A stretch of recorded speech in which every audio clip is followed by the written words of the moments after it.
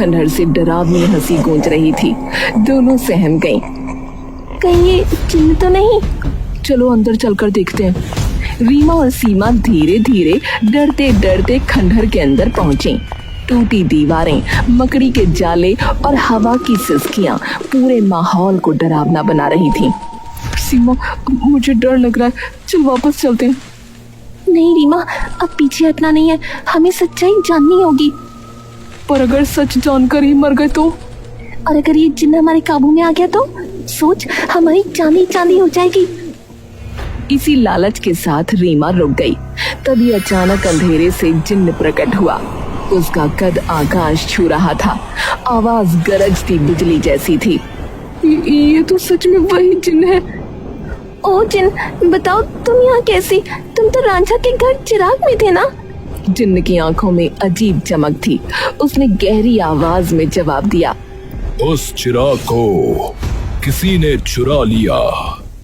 उसने मुझे यहाँ लाकर ये हुक्म दिया कि मैं इसी खंडहर में कैद रहूं। वो लौटेगा और मुझसे मनोकामनाएं मांगेगा। कौन था वो आदमी? नहीं जानता, बस इतना कह सकता हूँ, वो एक आदमी था। हे भगवान, आखिर कौन हो सकता है? दोनों बहनें हक्का बक्का रह गईं। बताओ जिन्न, क्या तुम्हें छुड़ाने का कोई उपाय है?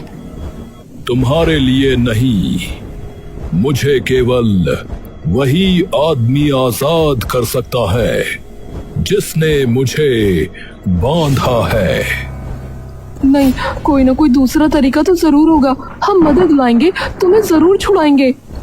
कोशिश कर लो, लेकिन मुझे शक है कि तुम दोनों कुछ कर पाओगी। दोनों जाने लगी। तभी सीमा अचानक रुक गई। सुनो जिन्न, क्या तुम हमारी एक इच्छा पूरी कर सकते हो? मेरा पैर ठीक कर सकते हो? मैं अब किसी और का गुलाम हूँ। तुम्हारी कोई इच्छा पूरी नहीं कर सकता। अच्छा, तो हमें तुम्हें छुड़ाना ही होगा ताकि तुम मेरा पैर ठीक कर सको। दोनों बहनें वापस लौट आईं। रीमा का दिल भारी था। सीमा, क्यों ना हम बाबूजी को सब बता दें, शायद वो हमारी मदद करे। नहीं, दो वजहें हैं। पहली, बाबूजी हमें डांटेंगे कि हम खंडहर क्यों गए। दूसरी, अगर गांव को पता चला तो सब चिराग के पीछे पड़ जाएंगे। हाँ, सही कहती हो। तो अब हमें ये मामला खुद ही सुलझाना होगा। उस दिन से दोनों ने गांव वालों पर नजर रखनी शुरू कर दी। पर तभी अचानक गांव में लोग पागल होने लगे। हाय हाय, मेरे पिताजी को क्या हो गया? मेरे पिताजी को क्या हो गया? अच्छे भले थे। मैं नन्ना बच्चा हूँ, दूध पीकर सोता हूँ। मैं नन्ना बच्चा हूँ, मैं तो नन्ना मुन्ना हूँ। ये चाचा को अचानक क्या हो गया? उम्र का तकाजा है। लेकिन एक दिन भी नहीं गुजरने पाया, गांव में और लोग भी ऐसे ही पागल होने लगे। हाँ, मैं तो हिमालय जाऊंगा। हाँ, तब करूंगा। हाँ, भगवान से वरदान लूंगा। हाँ, मैं जा रहा हूँ। मैं खुद भगवान बन जाऊंगा। मैं खुद भगवान बन जाऊंगा। चुप हो जाओ सब, वरना गब्बर आ जाएगा। हे भगवान, ये हो क्या रहा है? तूने एक बात नोटिस की? ये लोग जो भी पागल हुए हैं, ये सब उस खंडहर की तरफ गए थे। हाँ, तू सही कह रही है। मतलब वो जिन्न लोगों को पागल कर रहा है। तभी उनकी नजर गांव की बूढ़ी औरत पर पड़ी। सीमा, देखो, बुढ़िया चुपके चुपके खंडहर की तरफ जा रही है। चलो उसका पीछा करते हैं। बुढ़िया धीरे धीरे खंडहर तक पहुंची। तभी अंदर से जिन्न की डरावनी आवाज गूंजी। क्या कोई मुझे बचाने आया है? अरे राम, ये कैसी आवाज है? बुढ़िया जिन्न की आवाज सुनकर पागल हो गई और वहाँ से भाग गई। तो सही कह रही थी सीमा, लेकिन इस जिन्न ने हमें पागल क्यों नहीं किया? ये तो यही जिन्न बताएगा। दोनों ने जिन्न से पूछा, लेकिन वो बस हंसता रहा, कुछ बोला नहीं। बताओ प्लीज, तुम ऐसा क्यों कर रहे हो? एक आदमी ने तुम्हें कैद किया है, उसका बदला सबसे क्यों ले रहे हो? और तुमने हमें पागल क्यों नहीं किया? तुम लोग यहाँ से चली जाओ, तुम कुछ नहीं समझ पाओगी। दोनों वापस आ गईं। गांव में हाहाकार मचा हुआ था। उन्होंने अपने पिता को इस बारे में बताना चाहा, लेकिन वो इस जमीन के काम में इतना व्यस्त थे कि उन्होंने कुछ सुना ही नहीं। अगले दिन वो फिर खंडहर पहुंची, लेकिन एक अजीब नजारा देखा। अरे ये तो हमारा नौकर धनिया है, और ये जिन्न से बातें कर रहा है। हाँ तो जिन मियाँ, यहाँ मजे ले रहे हैं आप या नहीं है? अच्छा तो तू चोर है? हमसे दगाबाजी करता है। धनिया घबरा कर कांपने लगा। नहीं नहीं नहीं मालकिन, मैं चोर नहीं हूँ, बस ऐसे आ गया मजे लेने। झूठ, अगर सच कह रहे हो तो इसने तुम्हें पागल क्यों नहीं किया? आपको भी तो नहीं किया। क्यों नहीं किया? यही तो कुछ समझ नहीं आ रहा है। ये जिन तू यहाँ से चला क्यों नहीं जाता? आजाद होऊंगा तो चला जाऊंगा, तब तक इस गांव को पागल कर दूंगा। सीमा, हम इन चक्करों में क्यों पड़ गए हैं? और क्या करें, बाबूजी मानते ही नहीं। अगले दिन वो फिर खंडहर पहुंची, लेकिन इस बार अंदर सन्नाटा था। सीमा, जिन कहाँ गया? कहीं कहीं उसे कोई ले तो नहीं गया? हे भगवान, अब हम क्या करेंगे? दोनों बहनें चारों ओर भाग भाग कर ढूंढने लगी, पर जिन गायब था, जैसे धरती निगल गई हो या आसमान चुरा ले गया हो। रीमा और सीमा की आंखें सुर्ख थीं। वो दोनों पगलाई सी इधर उधर भटक रही थीं। सीमा, सब तुम्हारी वजह से हुआ है। तुम्हारे लालच और तुम्हारी जिद ने हमें यहाँ तक पहुँचा दिया। चुप रह रीमा, ढूंढो उसे। रीमा ने अपने हाथ झटकते हुए सीमा की ओर देखा। उसकी आंखों में आंसू थे, लेकिन आवाज जहरीली थी। भाड़ में जाए वो चिराग, भाड़ में जाए वो जिन, मैं घर जा रही हूँ, चाहे तू रुके या नहीं। रीमा सुन तो। कुछ सुनना बोलना बाकी नहीं। रीमा तेज कदमों से घर की ओर बढ़ी। सीमा मजबूरी में उसके पीछे चली। घर पहुंची तो दोनों का चेहरा उखड़ा हुआ था। धन्नू ने बेटियों की हालत देखी और गहरी चिंता से पूछा, क्या हुआ बेटियों, इतनी परेशान क्यों लग रही हो? नहीं, कुछ नहीं, बस थोड़ी सी बहस हो गई थी। हाँ बिल्कुल, कुछ खास नहीं। धन्नू ने गहरी सांस ली और हल्की मुस्कान के साथ बात बदली। अच्छा तो सुनो, मेरे पास तुम्हें देने के लिए एक खुशखबरी है। खुशखबरी? कैसी खुशखबरी? मैंने तय कर लिया है कि मैं तुम दोनों को शहर पढ़ने भेजूंगा। सच? दोनों बहनों की आंखें चमक उठी। वो अवाक सी धन्नू को देख रही थीं। लेकिन अचानक ये फैसला कैसे?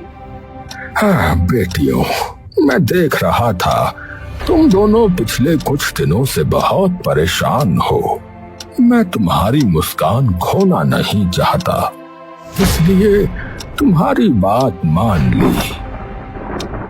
पिताजी, आप सबसे अच्छे हैं। हमें हमारी मंजिल दे दी आपने। खुशी के इस तूफान के बीच सीमा का दिल अब भी बेचैन था। रात को उसने रीमा से धीरे से कहा, रीमा, मुझे चैन नहीं पड़ रहा। चिराग और जिन्न की सच्चाई मुझे खाए जा रही है। बस कर सीमा, अब हमें उन बकवास बातों से दूर रहना होगा। हमारा सपना पूरा होने वाला है। लेकिन पिताजी अचानक मान क्यों गए? मैं तो अभी भी अपाहिज ही हूँ। पागल हो गई हो तुम। जा रही हूँ पिताजी से बात करने। मैं भी शहर नहीं जाना चाहती, मुझे इस बारे में पता लगाना है। अरे पिताजी सो रहे होंगे। ठीक है। अगली सुबह दरवाजे पर दस्तक हुई। एक वकील कुछ कागज लेकर आया। जमींदार साहब हैं? अभी नहीं, पर आप बताइए। ये कागज रख लीजिए, वो जो जमीनें उन्होंने खरीदी हैं वही। कौन सी जमीनें? वकील ने फाइल दिखाई तो सीमा के पैरों तले जमीन खिसक गई, क्योंकि ये जमीनें उनकी थीं जो लोग पागल हो गए। सीमा समझी? पिताजी तो अक्सर जमीन खरीदते बेचते रहते हैं, इसमें अजीब क्या है? लेकिन ये वो सब लोग हैं जो अपनी जमीन नहीं बेचते थे। पिताजी ने इनके पागल होने का फायदा उठाया है, या इनको पागल पिताजी नहीं किया है? पिताजी कैसे पागल कर सकते हैं? पता नहीं। चल पिताजी से डायरेक्ट बात करते हैं। सीमा और रीमा धन्नू को खोजने निकल पड़ी। वो गांव में निकली तो देखा कि धन्नू रांझा से लड़ रहा है। रांझा, बहुत पछताएगा तू। मैंने क्या किया? तुझे पता है तूने क्या किया है? मेरी चीज वापस कर। क्या चीज पिताजी? रांझा भैया ने क्या चुरा लिया? चोरी तो उनके घर हुई थी। तुम लोग घर जाओ। बताइए ना, क्या चोरी हुआ है? रांझा भैया के घर से तो चिराग चोरी हुआ था। आपका भी चिराग चोरी हुआ है क्या? क्या बकवास कर रही हो तुम? तभी सीमा ने कुछ ऐसा किया जिसे देखकर धन्नू सहित पूरा गांव हैरान रह गया। उसने अपने पल्लू से चिराग बाहर निकाला और कहा, शायद आप यही ढूंढ रहे हैं। गांव की चौपाल पर सब इकट्ठा थे। सीमा के हाथ में चिराग देखकर सबकी सांसें अटक गईं। धन्नू की आंखें फैल गईं। रीमा भी हैरान खड़ी थी। ये चिराग तेरे पास कैसे आया सीमा? बहन, तूने हमें बताया क्यों नहीं? बताती हूँ, सब बताती हूँ। सीमा की आंखों में आंसू थे। उसने कांपते हुए सच कह दिया। कल रात मैं बाबूजी से मिलने आपके कमरे में गई थी। आप सो रहे थे। तभी मेरी नजर आपकी अलमारी पर पड़ी जो खुली रह गई थी। अलमारी? उसमें क्या था? वही चिराग। मैं समझी शायद ये कोई संयोग हो, पर जब सुबह वकील साहब आए और उन्होंने बताया कि जिन लोगों की जमीन आपने खरीदी है वो सब वही लोग हैं जो पागल हो गए, तब मुझे यकीन हो गया। बाबूजी, आपने एक जिन्न को खंडहर में कैद किया ताकि वो गांव वालों को पागल करे और आप उनकी जमीन हड़प लें, है ना? गांव में सन्नाटा छा गया। सबकी निगाहें धन्नू पर टिक गईं। झूठ, बिल्कुल झूठ। मैंने ऐसा कुछ नहीं किया। तो फिर ये चिराग आपके पास आया कैसे? ठीक है, अगर आप सच नहीं बताते तो जिन्न से ही पूछ लेते हैं। सीमा ने गुस्से से चिराग को जोर से रगड़ा। अचानक धुएं का गुबार उठा और जिन्न प्रकट हो गया। अरे मेरी मैया, ये कहाँ गया भैया? अरे बड़ा भयंकर है। अरे बहुत बड़ा है भैया। जिन्न, सच्चाई बता, हमारे पिता ने तुझे क्यों कैद किया था? हाँ, सच यही है। धन्नू ने ही मुझे बांधा था। उसने आदेश दिया था कि उसके घर वालों को कभी पागल ना करूं, पर बाकी गांव वालों को भटका दूं ताकि उनकी जमीन वो हड़प सके। धन्नू का चेहरा राख सा पड़ गया। गांव वालों का गुस्सा अब ज्वालामुखी बन चुका था। भैया, इसने लूटा है हमको। भैया पकड़ो इसे। मार डालो इसे। हाँ, मार डालो। हाँ, मार डालो। हाँ, मार डालो। नहीं, ये हमारे बाबूजी हैं। रुक जाओ सब। भीड़ बेकाबू हो रही थी। सीमा ने तुरंत जिन्न की ओर देखा। जिन्न, इन्हें रोको और जिनके घर वाले पागल हो गए सबको ठीक कर दो।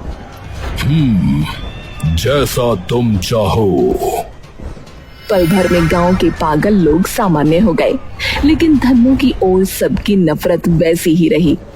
अरे इस चिराग का क्या होगा ये बताओ? ये रांझा का है, उसी को दे दो। हाँ, मैंने ही इसे खरीदा था। अरे नहीं, ये चिराग इंसान के पास रहा तो फिर से बर्बादी लाएगा। सभी की नजरें सीमा पर टिक गईं। सीमा, ये जिम्मेदारी अब तुम्हारी है। तुम ही फैसला करो भाई। जिन्न, तुम खुद इस चिराग को लेकर इतनी दूर चले जाओ कि इंसान कभी तुम्हें न ढूंढ पाए। जिन्न ने आखिरी बार गरजते हुए सिर झुकाया और धुएं के साथ गायब हो गया। गांव में शांति लौट आई। बहन, तूने सही किया। बेटियों, मुझसे गलती हो गई। बाबूजी, अब हमें आगे बढ़ना है। हमें शहर जाना है, पढ़ाई करनी है। गांव वालों ने ताली बजाकर दोनों बहनों का हौसला बढ़ाया और कुछ ही दिनों में रीमा और सीमा शहर पढ़ने चली गई।